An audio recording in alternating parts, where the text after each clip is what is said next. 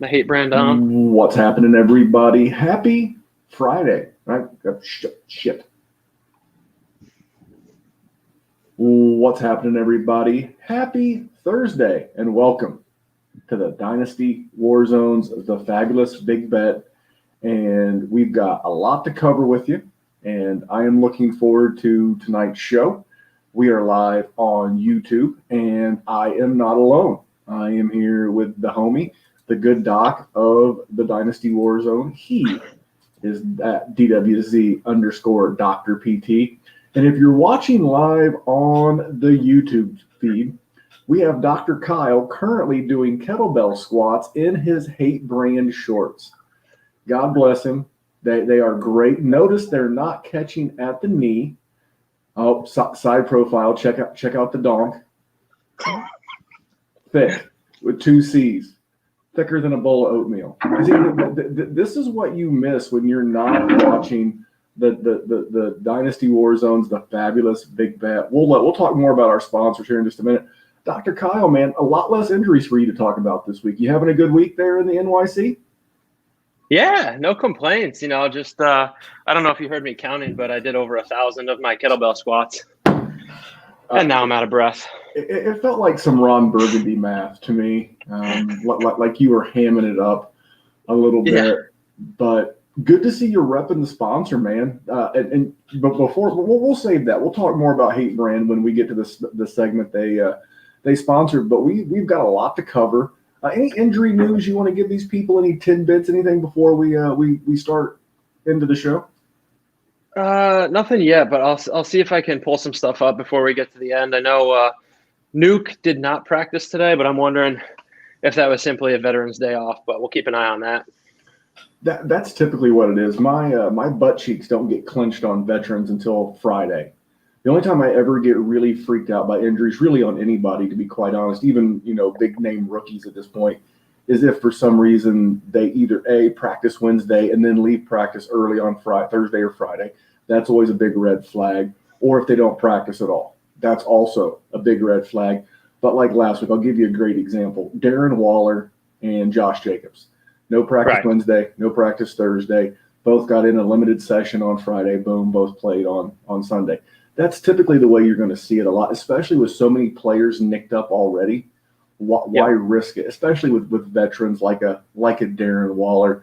So I'm not going to ask Dr. Kyle to go to the redundancy department of redundancy and have him go over injuries again. He and our main man, our graphics guru, the YouTube king, at Matty Big Chest on Twitter, they've already broke that down once this week. So if you're not streaming live on YouTube, you can just go to the Dynasty War Zone on YouTube. You can see this most recent Monday's Dynasty War Zone injury report. It looks like the normal Air Force inspired logo with a Band-Aid over it. And that's Dr. Kyle and Matty breaking it down. I think you guys do a great job of that, Kyle. I think so too. Not to pat myself on the back.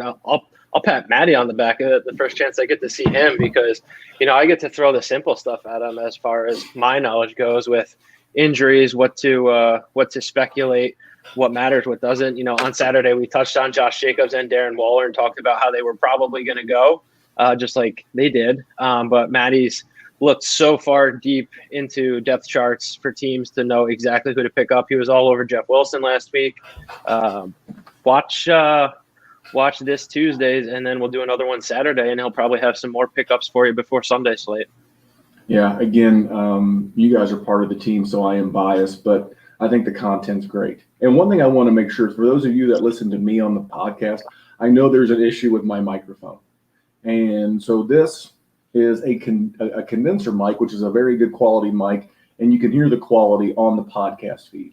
I cannot get that to pick up. I'm working on switching from using StreamYard technology to go into an OBS, and it should make the audio quality on my end personally sound a lot better. So I am aware. I know there's like a bit of an echo. It's because it's picking up the microphone off of my webcam and not the microphone in front of me, which is the exact opposite on the podcast, but I'm aware of it. I'm cognizant of it, and we're working on getting that better. I'm also going to send Dr. Kyle some actual lights so you can see him, a nice banner behind him like I have. Right now, my man's podcasting live from the kitchen, or maybe it's the guitar room, or maybe it's in New York. So maybe it's both. It's all the same room, Memphis. I'll give you a quick There's a wonderful view. Hold on, just call a timeout real quick. That you can already stop. That's what you're paying for. That's what you're paying. You're paying for that location. So Yes, we'll just jump into the show. But yeah, thank you guys for tuning in, and we've got a lot going on the YouTube, and what a great place to start the promotion than with our YouTube channel. You got on Monday, you've got Dynasty Table Talk with Maddie Big Chest. Sometime Monday or Tuesday, you get the Injury First Edition with Dr. Kyle and Maddie. Then on Tuesday evening, you get the live version of the Dynasty Warzone podcast, all Dynasty, all the time. Then on Wednesday evening for Thursday's podcast, you get me and the good doctor here going over the fabulous big bets, a little DFS content for you as well. Then sometime on Thursday or Friday, these two guys will do the second installment of the Injury, sometimes on Saturdays. The later the better, to be quite honest. You don't necessarily need it on Thursday. The real good stuff comes Friday afternoon or Saturday morning. So you guys have done a great job with that. And then I really haven't had one pop into my head, although I have one for this Saturday. I'm going to try to make 10, 12 minutes. I've got a curious case study that I want to share with the listeners on a quarterback, maybe two. So you got to be subscribed. You got to be tuned in to the YouTube channel here on the Dynasty Warzone. This past Monday, we had the September, they barely got it in under the wire, the September edition of the Debbie Warzone with Kane, Shane, Jerry, and the always vacationing Josh. I was in there as well. I was behind the glass wall there, turning the dials, flipping the switches, keeping those guys up and running. But I love it. That they can get a little deep with the Debbie content, but they're really focusing on the names that you need to know for next year's draft class. I think it's great. Yesterday on the Dynasty Warzone, we talked about Dynasty snobs. You know what a Dynasty snob is, Dr. Kyle? I do not. I was too busy listening to the Debbie this week to catch up on the drop this morning. It's a person who can't really look at a player's value because they didn't go to the right college, or they didn't have the right athletic measurements, or they didn't have the right draft capital. But for a full recap, you can find that in the YouTube video history, or you can find it on the podcast, the same feed you're listening to this. There will not be a Dynasty Happy Hour contractor on Friday. I'm trying to get connected with an Australian fella who's trying to get on the show with me. And because of the 12-hour time difference, a little wonky to put it in perspective. So I may not end up talking to him until either Saturday morning or Saturday evening, which if we do it Saturday morning in my Indiana time, that's like his Saturday evening. And then if we do it Saturday evening, that's his Sunday morning. So when you got that 12 to 14-hour time difference, it really puts an interesting obstacle, but we'll get it done. We'll get you a Dynasty Happy Hour contractor. And then last request for Tay JC3. That's TAY JC3. This is your last and final request to get with me. You can drop me an email, dynastywarzone@gmail. You can hit me up on Twitter at DWZ Memphis and claim your autographed DK Metcalf jersey. Dr. Kyle, who wouldn't want their autographed DK Metcalf jersey? Memphis, the value of that jersey is going up by the day. DK is balling out this year. He looks good. That offense looks good.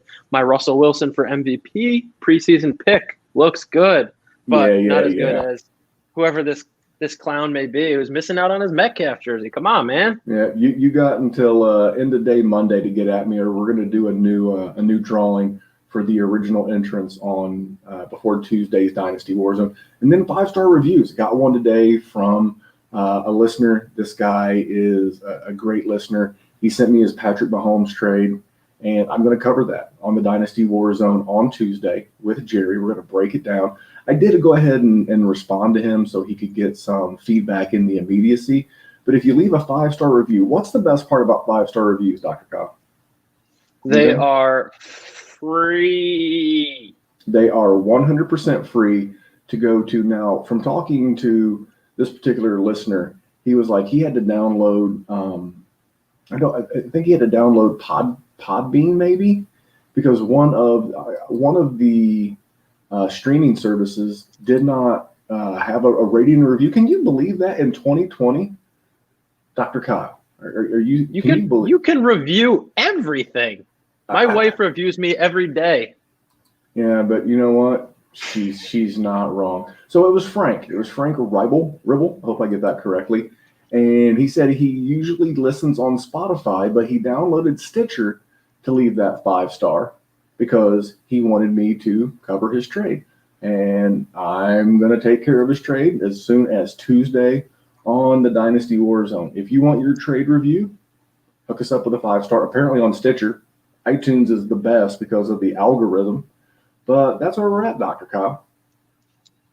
Hopefully somebody like that could win the DK Metcalf jersey. That sounds like indeed. He can't, but Jerry and I are putting our heads together to come up with a giveaway for the month of October to continue to rate and review the podcast, because all the sweet Dynasty fantasy injury, gambling, DFS information's not enough. We will have to bribe you. If you need anything, you can hit us up on Twitter. I'm at DWZ Memphis. Doctor, you're at DWZ _ Dr. PT. Or if you're not into social media, God bless you with the election going on and all the other shit show that is this world in 2020. If you have email, you can just email the show, dynastywarzone@gmail.com, and we'll get back to you ASAP. Now, Doc, we've got the promotion underway.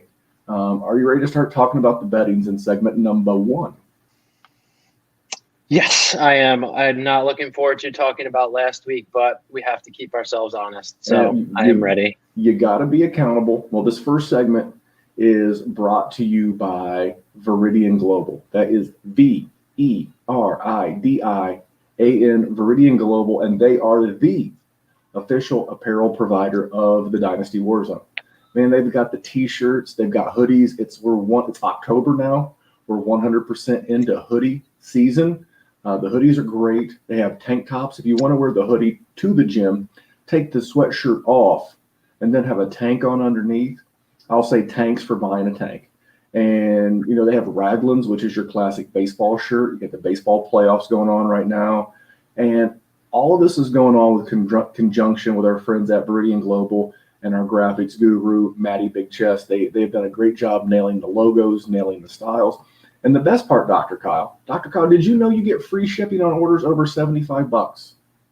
Free shipping? Free anywhere? Anywhere in the U.S. and Canada. Oh, yeah. Yeah. Sorry, Aussie guys, but yes. Wow. Yeah. Okay. Yeah. So here's the thing. You don't have to. We would prefer you go solely DWZ merchandise, but maybe you want to get a Dynasty Happy Hour contractor T-shirt. If you get your subtotal over at $75, cool. Maybe our homies over at the GOAT District, by the way, Dr. Kyle and I were on their podcast last week with Dan and JD. You know what? You can hook up a great logo. Both shows great logos, as well as many others. They have the I Have Chubb T-shirt. There's a Juju T-shirt. Did you know, Dr. Kyle, there is a James Robinson T-shirt, and on the back it says league winner. Oh yeah, I saw that. It's beautiful. The graphics are great on those. Those guys at Viridian Global, their logos and graphics are truly sharp. So even if you're not buying, kick tires. You know what? Create a wish list. Believe it or not, we're not that far from Christmas. They'll have a Black Friday special. I know what they are. I can't tell you. I've been sworn to secrecy, but there will be Black Friday specials. So hang in there. Go over there. Just check them out. And if you're so inclined, hook yourself up with one. Dr. Kyle, you ready for a little spin around our personal bets and big bets from last week? I am as ready as I'll ever be. All right. Well, I'm going to cover my big bet first. I'm going to give you just a minute to prepare yourself to cover yours. And so total on the week last week for me, including my player prop and my personal bets and everything, I finished 3-3 and really was lucky to go 3-3. This could have been a 2-4. So I'll just review mine real quick, and then I'll turn the mic over to Dr. Kyle. So my big bet last week was Dallas at Seattle, over 55.5 points. Now this one, it felt like it was going to get there pretty easy. There was a little lull to start the third quarter, but this game ended up closing at 69 total points. So it cleared by almost 2 touchdowns over the 55.5 points that I betted at. That was a win. Some of the other bets. Now, this one right here, I'm going to own because Dr. Kyle, we own our losses here at the Fabulous Big Bet. That's correct, right? Oh yeah. So I said I let you take the first player prop, and you chose the Gardner player prop. So I took Fitzmagic over 270.5 yards. He clearly did not need that. This team got off to a hot start, and they literally beat the brakes off of the Jacksonville Jaguars. Not even as close as the score would indicate. Now, Fitzmagic did a great job for your DFS or your weekly head-to-head dynasty and fantasy rosters, but he did not even sniff the 270. So that was an L for me. My second L was Washington at Cleveland. This is the one thing that's absolutely the most maddening for me about betting sports, and maybe you can relate. There's nothing worse than having a game basically locked up. I think at one point they were up 7, if I remember correctly. I think they were up like 24-17 or 20-13 or something like that, and I was feeling really good.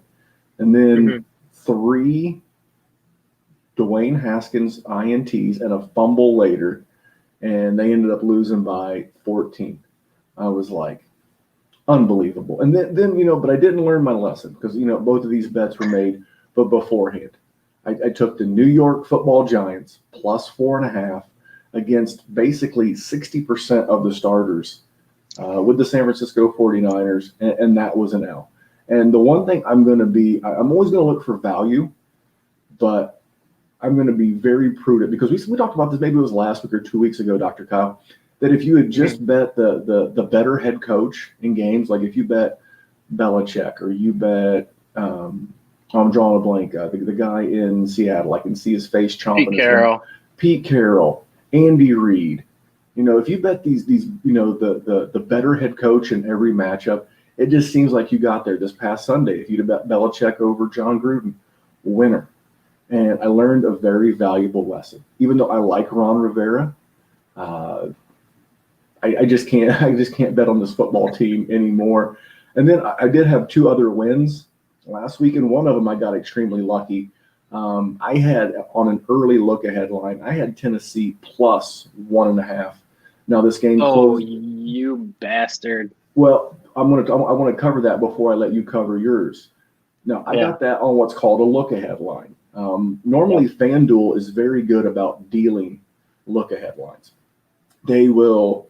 I've been looking all week because this is 2 times this season I've been able to take advantage of look ahead lines. You remember my bet on the Atlanta Falcons against the Dallas Cowboys.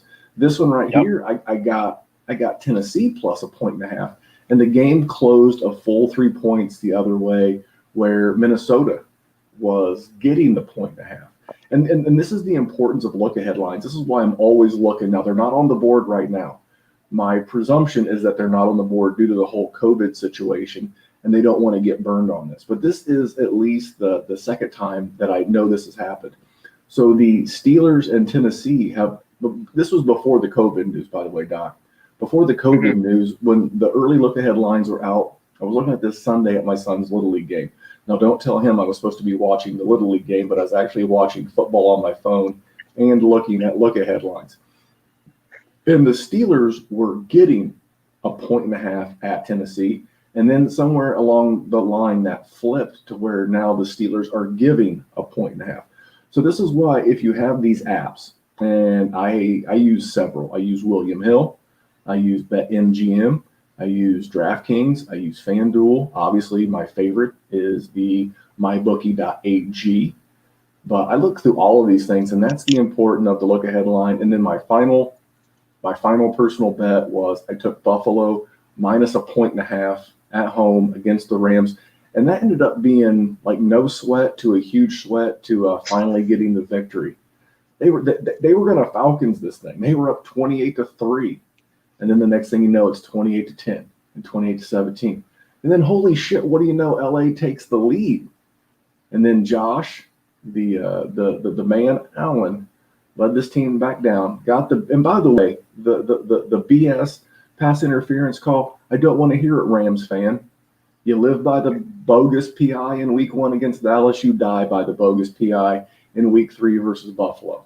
Everything breaks even at some point. So speaking of breaking even, that's exactly where I was last week. I had 3 wins, 3 losses, And for the season, that puts me at 8-7-1 on the season, 2-1 on my big bets. What about you, Doc? How did you come out? We know you got bad news on your big bet, and then any other personal bets you made. So the bad news on the big bet was, yes, I took the Titans giving 2.5. I thought there was no way they go into Minnesota and win by less than a field goal. I did not watch the game, but it sounds like there was a bit of not tomfoolery, but maybe some missed extra points or field goals, some special teams blunders, and Kyle Rudolph had some spectacular touchdown catch. Yes, I'm going to make every excuse I can in the book. So yes, I lost my first big bet of the year. I also took the Washington-Cleveland under 45, and that did not happen. I'm just going to get rid of. I'm going to get all the losses out there so I could end on a high note. I tried the look ahead technique 2 weeks ago. I looked at Eagles Cincy and got that at Eagles giving 4.5. That's a big no. And so to do the look ahead again, I wish I looked ahead at the Eagles going into this week because they play San Francisco. And I think at the look ahead line had it Niners -4, and it's already moved to like -7.5. So that's exactly what you guys should be looking for if you can start looking ahead, depending on what apps you're using. I digress. You alluded to the Gardner Minshew prop bet. I don't remember the number. I think it was around 255 or 260.5. I think it was 240. I think it was 240.5, if I remember correctly. Whatever it was, I took the over, and again, nada. I was so my record was bad, but I was feeling very keen on the Packers +3 or 3.5 going into Sunday night. So I put a little bit more money on that, and I saved my day financially, even though my record on the day was 1-4. Yeah, but just remember this. We're going to go into our next segment, and I will dive deeper into this in a second. So if you were just following along with our big bets, you'd be 4-2. You'd be 66.7% winners. And those are the games that we're actually guaranteed to bet. The things that we mentioned that we like, we just like. I may or may not bet them, or I'm watching them. Maybe I'm looking to get a better number. I'm just trying to give you some things that I'm seeing, and I usually get my action in unless I get like a good look ahead number. But a like is not a bet made all the time. I am being transparent with what I do when this microphone's turned off. Whether we win, lose, or draw, we own what we do, and we are being 100% legit with you guys. So, Doc, we are 4-2 on our big bets. Okay. We're around with your week 1 and 2. You're probably around 500. Like I said, I'm 8-7-1. I'm barely ahead. I'm eking by.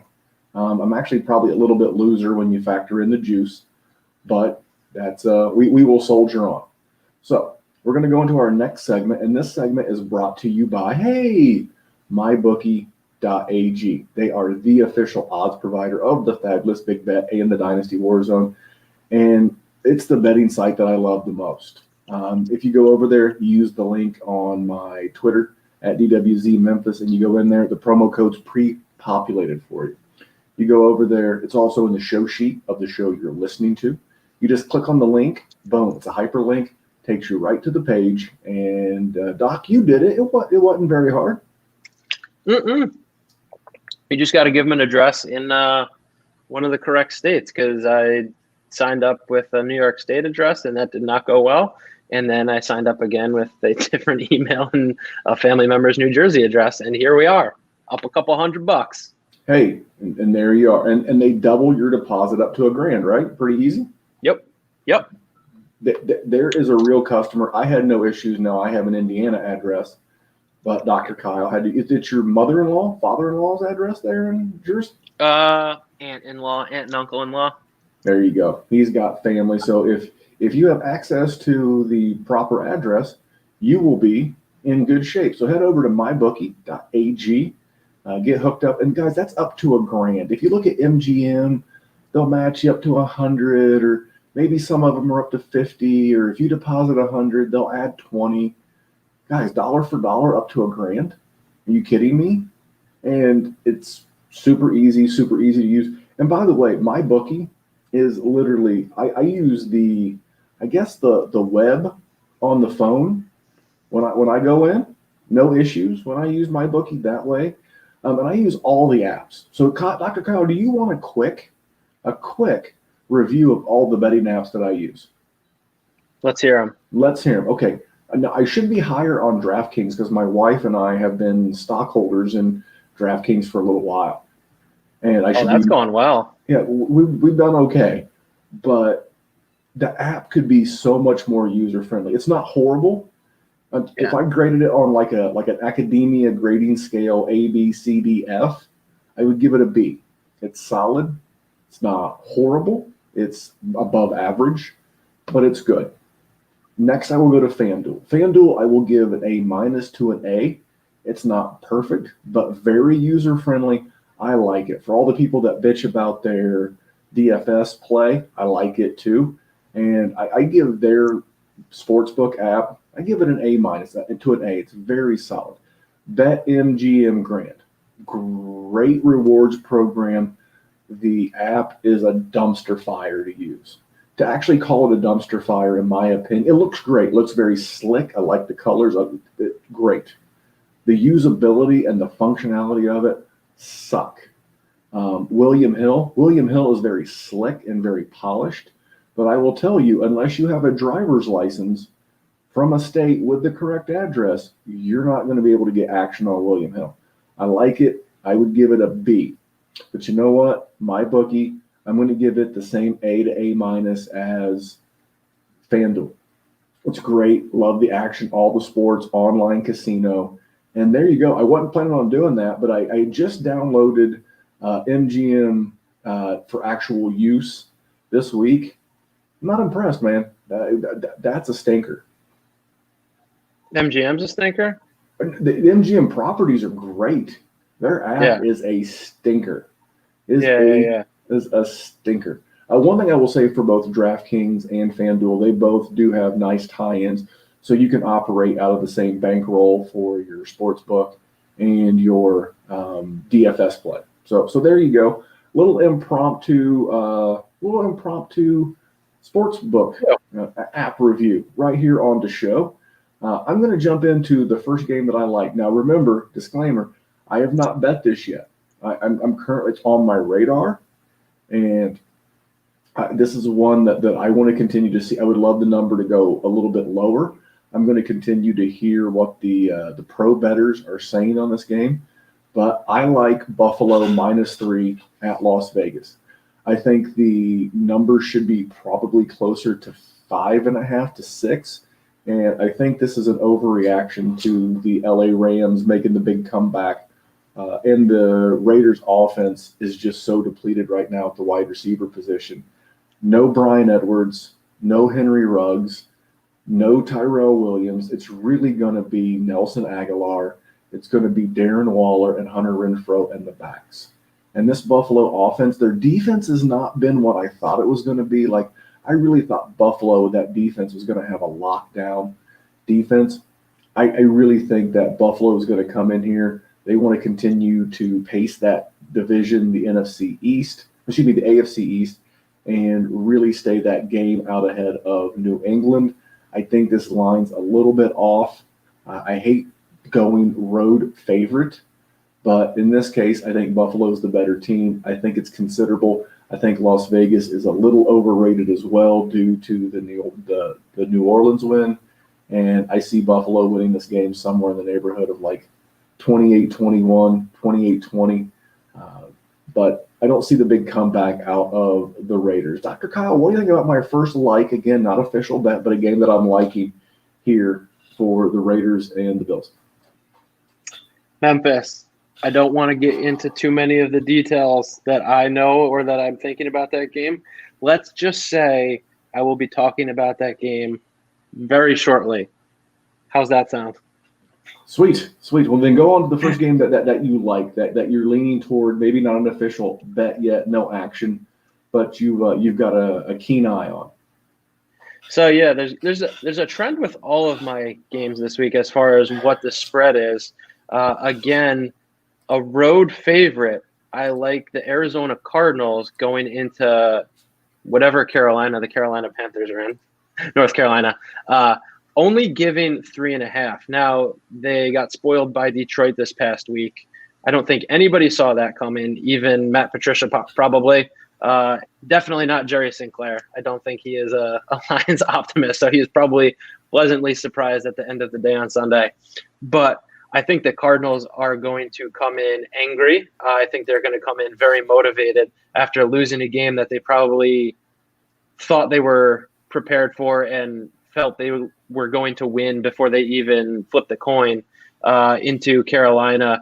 And this is a Carolina offense that is not putting up a lot of points. Teddy Bridgewater is surprisingly moving the ball downfield, but I just think the Cardinals are going to get ahead quickly, and Carolina is not going to be able to keep up. This game also felt like a at least 4.5, maybe 5.5 point game when I first looked at it. So I like it at 3.5. So no concern about the West Coast team traveling east to play a 1 o'clock game? It did cross my mind, yes, but I'm gonna bet that one this week, I think. All right. What are your thoughts? That one I looked at, and I see I don't want to say the revenge. The revenge sounds silly. I'm not sure that I'm ready to trust the Cardinals. Remember, I bet the Cardinals under 7 wins, and Right. Carolina's given up 83 points in 3 games this year. It's in the middle of the pack as far as it relates to scoring. I don't know. I don't hate it. I certainly see your point, but we shall see. We shall, because the big thing is to me, this is a young team on the road coming off of a game that they were supposed to have won. I would probably lay back and watch this one. So I'm glad you don't have official money on it yet. The next one, I hate to play for me. I hate to play the Indy Homer card, but I really like the fact that this Indy number on the look ahead, it was Indy minus 3.5. And now with the switch to Foles, it's saying Indy minus 2.5.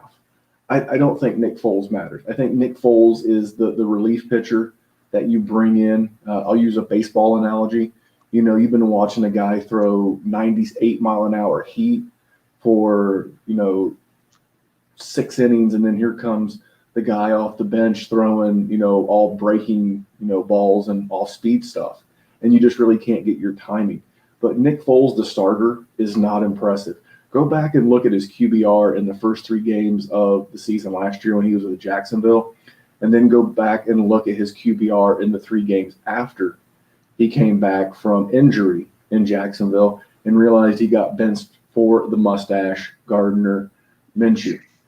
Indy's got the number 1 defense in football right now, and I was a little concerned after the Jacksonville game, but after watching them play Minnesota and then see Minnesota go out and put up the amount of points they did in week 1 against Green Bay, and then the amount of points they put up against Tennessee, and to see what the Colts did to them. Yes, I know this is on the road at Chicago. I'm not impressed with the Bears defense. They've given up more points than I would have thought. I mean, what they give up to the Atlanta Falcons, they gave up like 30, and they gave up 23 to the Lions. I just not. They did hold New York to like 13 or 14, but still, at the end of the day, I feel comfortable that the Colts are the better team. Even with Foles, I think the Colts have the better quarterback. They have the better running back. They have the better. I don't really see an area of this game where the Bears are better, and I think the Bears are much more of a public team. They have fans all across this great country, and I think this is more of a public number, and I think this number is going to give me the best of it. So I see the Colts winning outright. I may even bet this on the money line. So, Dr. Kyle, you have any holes to poke in my handicap? No, I really like that one. That was one of the first ones I saw. I let a friend get in my ear about our friend Nick Foles potentially spoiling, but I think you're right. I think the Colts have the edge with the coaching. They definitely have the edge with the defense. This Bears team is somehow 3-0, but they are not a strong 3-0. I think they squeaked one out against the Falcons, and then I think they barely beat the Lions, and then they played the Giants, and that could have gone either way. So I think like you said, the public is betting a 3-0 team against a 2-1 team at home, but this Colts team is by far the better team. So I'm gonna keep an eye on that one myself for sure, and I lean the Colts as well. All right, my man, give us your second play that you're leaning toward. Yeah, my second lean right now, and I might even like them outright, is Jacksonville is getting 3 against Cincinnati. I made sure to see that DJ Chark will be back this week. He's practicing in full. I think he was a big reason why that Jacksonville offense sputtered last Thursday.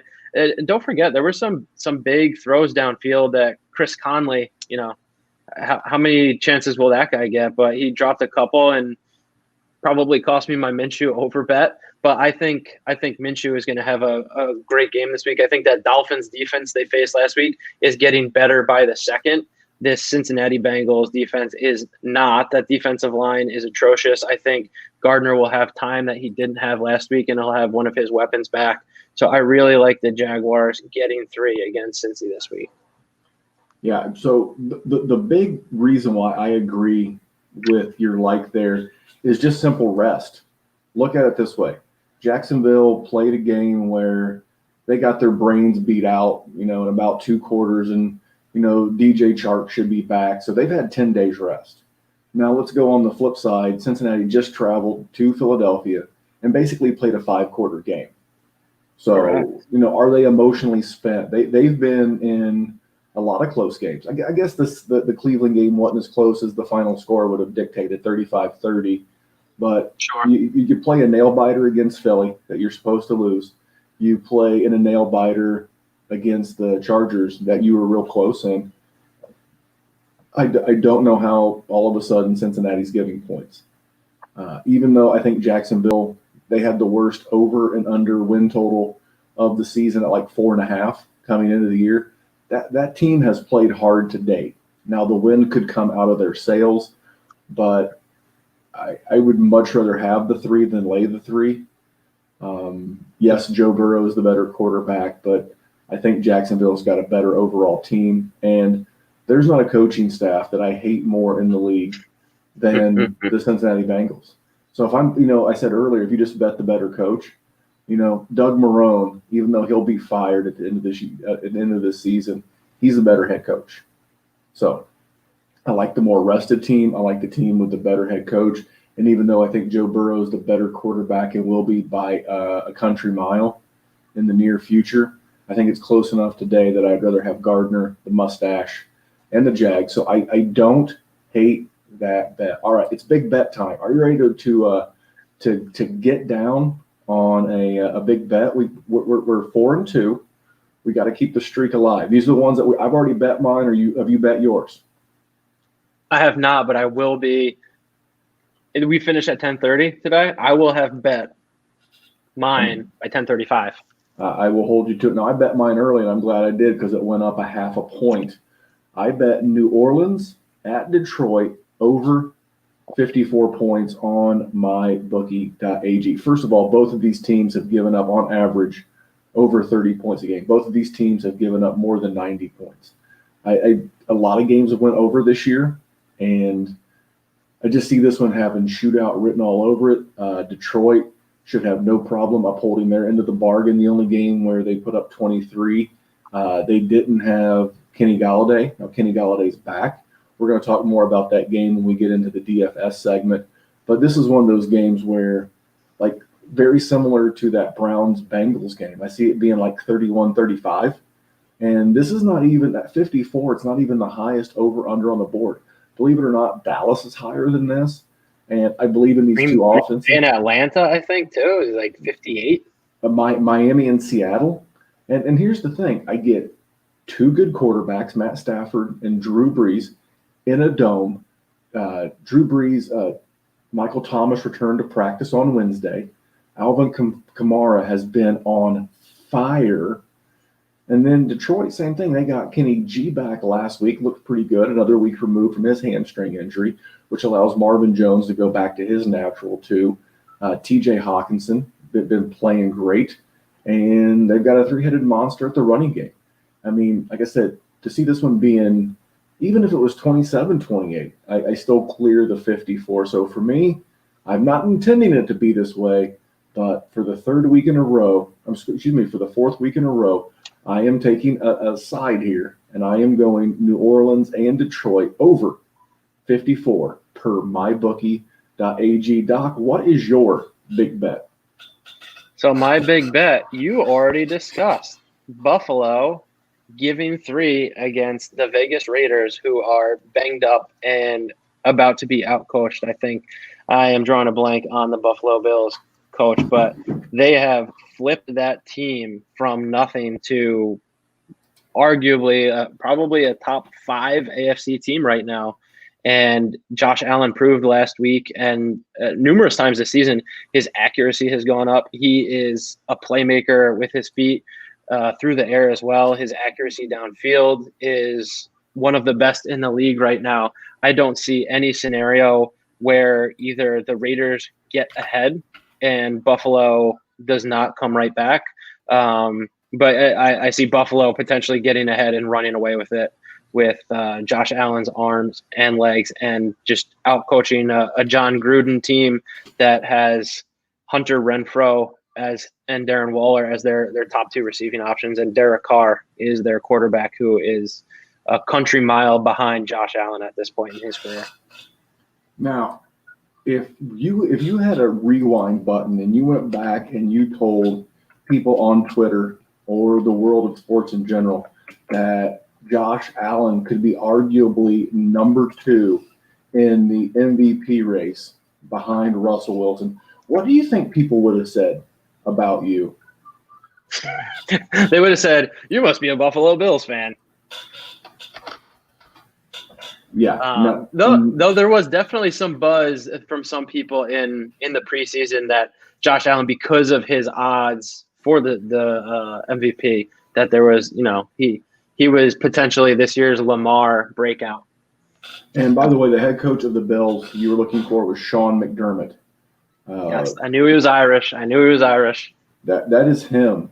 And I love what they're doing with Josh Allen, the offense, just the return of the addition. That's the word I'm looking for. The addition of a proper alpha wide receiver in Stephon Diggs. It's kind of like what I was just talking about with Kenny Galladay and the Lions. Galladay come back, allowed Marvin Jones to return to his natural wide receiver 2 position. It allows Amendola to be that slot complement, and then the same thing in Buffalo. You've got Diggs as your proper alpha. You've got John Brown, who's a nice wide receiver, but he's not a wide receiver 1. It allows him to be a nice complementary. This entire offense has been clicking. I like this too. I will wind up betting this. Now, I think that this may be bet up, and I might wind up with like 3.5, and I may not bet it at 3.5. But if it stays 3, and I'm kind of hoping it goes a little bit lower.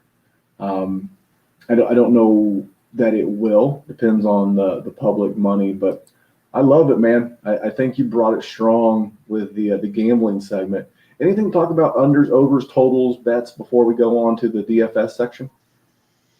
I need to do my studying of overs and unders. I thought the Redskins Browns one was a lock last week, and then sure enough, this year there's been high over unders, and I think this week there's already 8 games where the over under is 50 or higher, which seems high.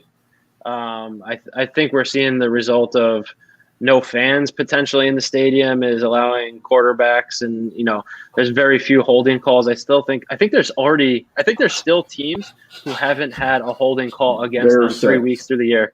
It's 6. Yeah. Going into last week's game, it was 18, and now it's down to 6 teams that have not been called for an offensive holding penalty. And then Larry Fitzgerald, I forget what the podcast he was on. I heard a snippet of it about talking about how much easier it is, especially for young guys with no crowd there, even with the fake. And, Larry's been around forever. He's a legend. So I think you're right. And then if you're not following him, his name's Matty Holt. He runs a company in Las Vegas called USI. It's US Integrity. What they do is they look for irregularities in betting lines, and they work as a direct partner with the NBA, the NFL, Major League Baseball, the NCAA, and they report anomalies. So if a game's just cruising along and then all of a sudden Sunday morning before a kick, they get like a bajillion-dollar bet, that's the kind of thing that they're looking for and monitoring. But anyway, he's a regular that I listen to. And he said blindly before week 1 that he was going to bet like every over-under in week 1. And I think it was like something like 12 out of 16 games went over the total in week 1. And you're right. It has to do with the no fans in attendance for the traveling team. It has to do with the officiating. And right now, from both fantasy and a gambling standpoint, we can take advantage of that. And we're going to talk about taking advantage of it for DFS in a second. But as we go into this third segment, just want to remind you that this segment is brought to you by our friends at Hate Brand Goods. Now, if you're watching on YouTube, you can see our man. He started off the stream tonight. He was doing sit-ups. He is now Captain Morganing with his what's called the Tropic Thunder short. That's the goat. The model is the goat. The edition is the Tropic Thunder. Our model Kyle with the donk on the podcast. He's doing squats. Now I know that I've been pumping these things up. You are a physical therapist and you work with athletes all the time. You wear workout clothes. How would you rate the quality of these shorts? These are great. So I am recently, it's now 2020. I can move on from the early 2000s where we wore basketball shorts and lacrosse shorts that hang down below our knees. I've recently invested in some other more expensive brand shorts that allow me to show off the currently pale quads. I will get them tan when I get to Texas. But they're great. They're great for working out in. They're comfortable. They're durable. I don't know if you're familiar with the term thirst trap, but I've been getting that term thrown around at me lately. So these ones have it all, Memphis. I was honestly bummed that the only color I got this time was the Tropic Thunder because I was looking for something simple like a gray or a black too, and they were already sold out, an hour or two after they were released. So guys, subscribe to the email so you know when they're getting more in stock so you don't miss out the next time around. Yeah, and a little inside baseball for those of you that are interested. Matt Vincent, the owner, he said this on a podcast of his own. He hosts the So podcast, UMSO. And he covered this on one of his podcasts that just should not surprise anybody due to issues with his vendor. He's having trouble, staying in stock. Now, the new stuff he comes in, it sells out, but they do a good job to Dr. Kyle's point. They do have an email list, and these are great shorts. You can see me wearing them on my Instagram at Memphis185. You can follow their Instagram at Hate Brand Goods. On Instagram, they do a great job of marketing their stuff, and it looks fantastic. On last night when I was recording with Jerry, I was wearing my Hate Brand joggers. A great fit, super soft, super comfortable. And my favorite item out of all the stuff that they sell is the Kick Today in the Dick coffee mug. Now, I wanted to do coffee mugs with every host and member of the Dynasty Warzone team, whether that's me, whether it was Dr. Kyle, like Dr. Kyle's coffee mug was going to say Dr. Kyle on the front, and it's what keeps Doc up instead of what's up, Doc. Matt's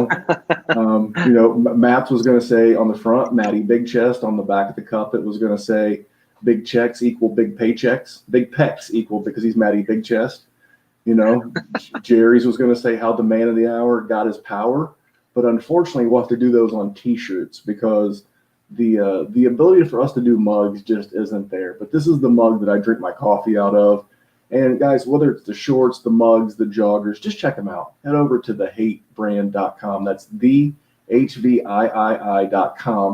And you can check all this stuff out. You can get some sweet Tropic Thunder shorts like me, like Dr. Kyle, and you can look rad at the gym and use promo code Memphis at checkout and save yourself a little bit of cash. So Dr. Kyle, man, let's do our DFS recap. Let's talk about what was good, what was bad last week. I will just tell you before you go into yours, you can just call me Mr. Mincash. Not Mr. Minshew, not Mr. Monday, not Mr. Monday night, Mr. Mincash. How did you do last week with your DFS tournament? Not great. I think the only thing I won was a 50-50 double up on FanDuel. Otherwise, I was off last week. Jonathan Taylor and Miles Sanders felt like locks. And Miles, I don't know what the Eagles offense is doing right now, but I'm pivoting away from them entirely until they prove they can score a touchdown against a bad defense. Jonathan Taylor did all right, again, and, Kenyon Drake and Chase Edmonds. I had Chase Edmonds in a couple cash contests thinking that he would get involved in the passing game and potentially in the run game of a game that we thought might be a blowout. Allen Robinson finally blew up. I had him in a couple lineups. It was Cedric Wilson's week to be the wide receiver of choice for Dak Prescott. I would imagine that there's some stats nerd out there who probably won hundreds of thousands of dollars this week because they simply just played based on statistics and had him in their lineup. Otherwise, it was not CeeDee Lamb's week. It was a Michael Gallup week. Darius Slayton, I don't know what that again might need a prove it week from the Giants offense. So yeah, there seems to be a trend. Justin Herbert I had in a lineup or two. He did all right, and then I think I had a Russ Wilson stack and a Dak stack, but with the wrong receiver. So hopefully you have you had a better week. I did okay. I didn't really feel like I missed on anybody. I was just so normally when I write this out, I put what do we hit on, what do we miss, and this week I added a meh category. I was meh on Tyler Higbee last week. He was 2 for 4. Right. He had the 2-point conversion, which was helpful, but not great, not what I was looking for. I also had CeeDee Lamb. Now he had a bit of an injury. I have not seen the injury report yet for Dallas, but he finished 6 for 56, easy for me to say. And then Jonathan Taylor. I mean, he only rushed the ball a handful of times. Now he did kind of bail his day out with a touchdown. And then I went back in and I added Austin Eckler late. He was the magic bullet. I had Dak. I had DK. Like I said, I had Tampa Bay's defense. It was a Mincash week, man. Had I had CeeDee Lamb, had I had Gallup instead of Lamb, and had I had, I don't even can't think of a tight end last week that blew up. Had I had like Mo Alley Cox, I think he caught a touchdown for the Colts or something like that. It could have been better, but this is literally 3 weeks in a row where I've played and I'm getting better at DFS, but I don't typically play like the huge milli maker on DraftKings. I play the $5 main slate tournament on FanDuel every week. It's like $4 or $5, and that's where I do my research, and that's where I have my fun. Now, do you have any lineups built this week, or anyone, or at least anyone that you're looking at? So I got a handful at each position, I would say. In different tiers of prices. I may just rattle them off by position. Sure, give us some guys you're looking at. Even if you haven't constructed a roster yet, I'd love to hear it. Yeah, so for quarterback we have our obvious chalk picks. Look at the over unders of your Russell Wilson, Josh Allen, Dak Prescott games, and those are your higher tier price guys. If you want to go a little bit cheaper, Jared Goff, he's looking pretty hot right now. As far as a football player, perhaps he's hot to the eye as well. I don't know. Maybe if he wears some hate brand shorts, he'll get the thirst trap label at some point. But only 6,700 on DraftKings against the Giants defense. That is atrocious. And Sean McVay is the king of scheming up big plays on offense. They're just chunk play after chunk play. To allude to a stack with Jared Goff, Robert Woods is officially cheaper than Cooper Kupp on DraftKings. I think Robert Woods has been a victim of getting isolated by strong cornerbacks to this point in the season, and I don't think there's anybody on that Giants defense that will be doing that. So I think it's a Robert Woods week. A little bit cheaper, we have Joe Burrow against Jacksonville for 6,300. We've seen what he can do with his feet as well. And then if you want to go real cheap, Fitzmagic will be in, I don't know if it will be a shootout against Seattle, but Seattle's defense has not been anything special, and he's only 5,400. So I think I'll be stacking Fitzmagic with some Preston Williams this week. You want to touch on your quarterbacks, or you want me to just go through? No, man, that's good. I almost went Fitzmagic on FanDuel, but for $100 more, I got Matthew Stafford. And that's my game where I'm already betting the over/under. So I thought about stacking Matthew Stafford with Kenny Golladay, but I have too much respect for Marshawn Lattimore and what he's done over his career to Mike Evans. So why risk it? Then on top of that, the Saints are currently 32nd or dead last against the tight end. So I thought a better stack in a game that I like the over/under on was I went Matt Stafford and T.J. Hawkinson. He's showing me his notes of that. And for me, I don't know. I don't care if it's cash. I don't care if it's tournament. I don't care if it's on FanDuel. I don't care if it's on DraftKings. Right now, with the passing volume that Austin Eckler and Alvin Kamara are getting, you've got to have those guys. It may be chalk, but, and you'll hear people say fade the chalk. I don't care. With the passing volume that these two dudes are getting right now, I am going to make sure that I have every bit of Alvin Kamara and Austin Eckler in there. And I was having a conversation with a gentleman on Twitter, and he was like, does that Tampa Bay defense bother you? I'm like, no, it doesn't, because he may not get I don't even care if Austin Eckler gets 10 rushing yards. Now, don't get me wrong. I'd love for him to have 100 and a tutty or two, because I've got him in my lineup. But I'm taking Austin Eckler because of the passing volume. And here's the thing. What does a young quarterback do? He looks to his first read, which ironically right now is a lot of Keenan Allen. And if Keenan Allen's not open, he checks it down to Austin Eckler. So I can't guarantee another 12 targets this week, but I think to think that his floor is so high with the receiving volume right now that I went Eckler. Now, I did go to the game that you get. I think the Devontae Parker coming out party for 2020 is going to happen. We talked earlier about the 10-day break for the Jags and how it's an advantage over Cincinnati. Parker had been fighting a bit of a hammy issue himself, and to get 10 full days rest and, to come out fired up on Sunday in a game that is going to be watched nationally because you're playing the hottest quarterback in the league right now. All eyes are on this game. At least a lot of eyes are going to be on this game. So he's going to want to ball out. And then I went to the guy who's getting all the targets in a game where I'm not sure about the defense, because I just saw them gave up 13 for 130 and a tutty against Keenan Allen.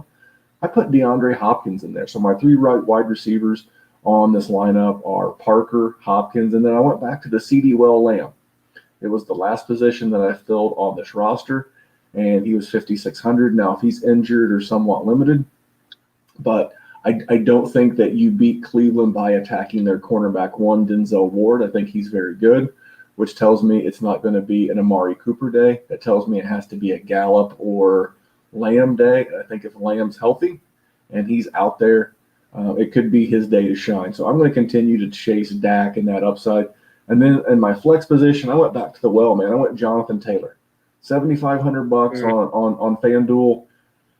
Guys, I'm going to take that volume. I'm going to take the check down work. And, it's a half a point PPR scoring system. I don't care. I actually like Jonathan Taylor more on FanDuel than I would on DraftKings and their normal full point PPR. And then my defense, I went with Dallas. How do you get points? You get points off turnovers. How do you create turnovers with the Browns? You make them throw the ball to Baker Mayfield. And I don't think Cleveland's going to be able to ground and pound this game. I think Dallas's offense is too good. I just watched Cleveland give up 30 points to rookie Joe Burrow, and this Dallas offense is on fire as any in the league. It's Buffalo, it's Dallas, it's New Orleans, it's Detroit, it's a handful of teams, and I want to be attached. Seattle is another great example, but I think Dallas can get a couple of sacks here. I think they can get a couple of turnovers, And because of that, that is the lineup that I constructed, Dr. Kyle. Subject to be changed. Like last week at the last minute, I got a tip and put in my boy Austin Eckler. But that's what I'm looking at as I build this today. I like it. The only thing that makes me nervous about that Cowboys Browns game is I I potentially see that Browns defensive line giving the Cowboys offensive line a bit of a fit. And if there's a weakness to that Cowboys offense, it's the offensive line. But maybe that's just me being a Cowboys fan, trying to temper my expectations going into the weekend. Otherwise, I love it. I love that game. I can't wait to watch Dak versus Baker, 425 on the primetime afternoon game. So I know you're looking for it, but we are to the point to where I want to make sure I cover this. This is our prop of the week. Now, right now, I can only get props on the Thursday night game. So if I can't find one that I like, now this one I have tonight I actually love. Last week I let Dr. Kyle go first, and he walked me into a bear trap by taking Gardner, and I ran into again, Fitzy was great for your fantasy box score, but he wasn't great for the yardage prop that I have. But I've got one this week that I love, but I want to hear about yours. What's your prop of the week, Dr. Kyle? My prop, our boy Noah Fant, who I believe is in the midst of a tight end breakout year. His receiving yardage over-under is set at 42.5. Cortland Sutton is out for the year. Jerry Jeudy is probably going to play, but he's banged up.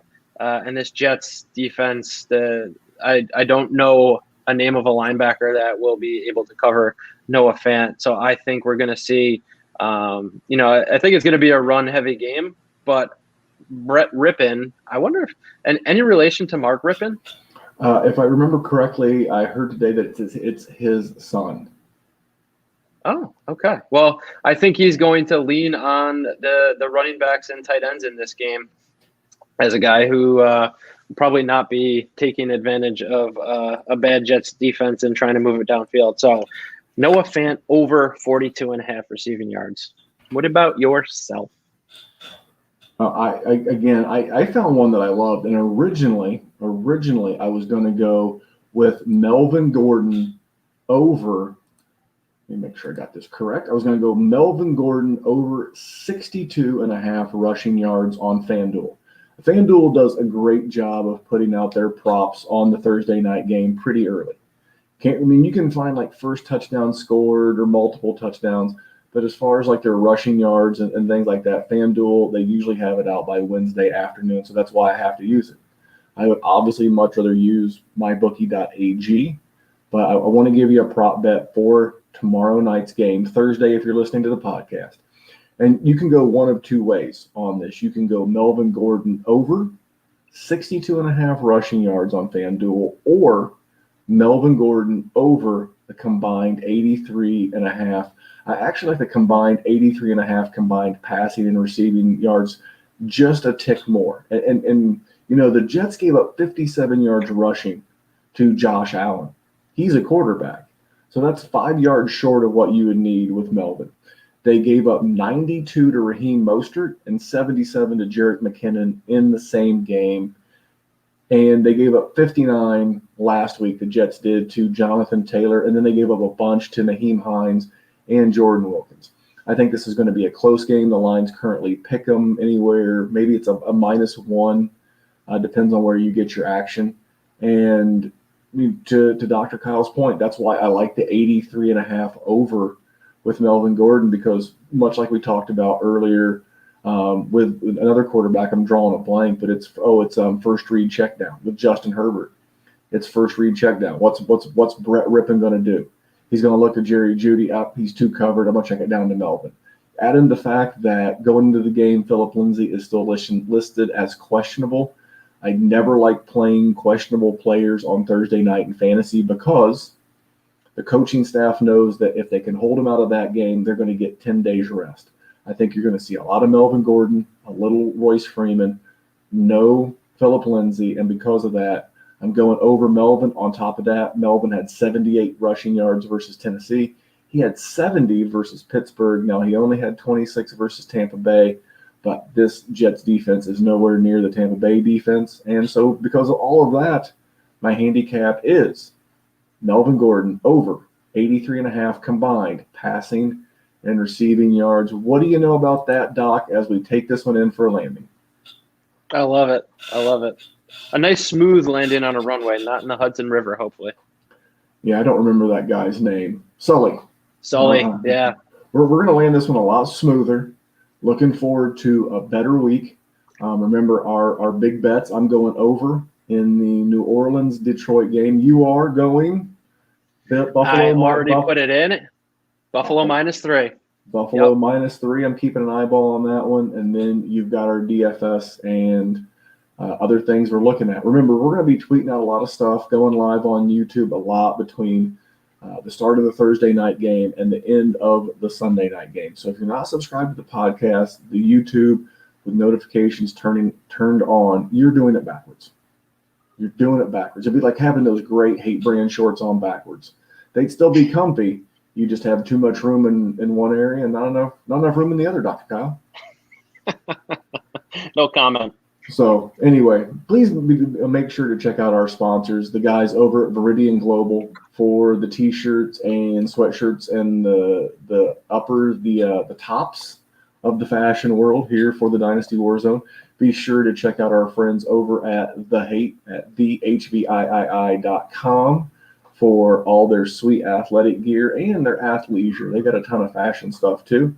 And then if you're looking to get in on some of the action that Dr. Kyle and I are getting down on, mybookie.ag, use promo code DWZ Memphis, and you will get double your deposit. If you're watching on YouTube, you could see Dr. Kyle actually physically making it rain in his one bedroom, beautiful view, studio apartment in the mean streets of NYC. Dr. Kyle, anything for these people before we get out of here?